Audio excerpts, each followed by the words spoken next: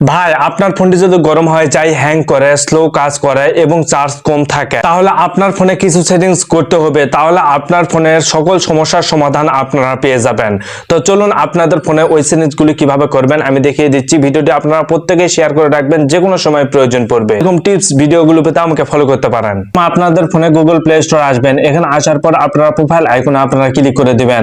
এখানে দেওয়ার পর সেটিং অপশনে আপনারা ক্লিক করে দিবেন। দেওয়ার পর দেখুন নেটওয়ার্ক প্রিফারেন্স নামে একটা অপশন রয়েছে, অপশনে ক্লিক করবেন। তার নিচে এসে দেখুন অটো আপডেট অ্যাপস, এই অপশনের উপর ক্লিক করে এখানে আপনারা অবশ্যই ডোন্ট অটো আপডেট অ্যাপস এই অপশনটি আপনারা সিলেকশন করবেন।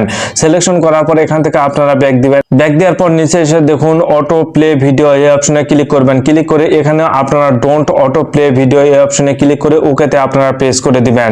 যদি এই দুইটি সেটিং আপনারা ঠিকঠাক ভাবে আপনাদের ফোনে করতে পারেন, তাহলে আপনাদের ফোনে কোনো প্রকার আর চার্জ বেশি কাটবে না, আপনাদের ফোনটি হ্যাং করবে না, গরমও হবে না, আপনাদের ফোনটি অনেক সুপার ফাস্ট কাজ করবে।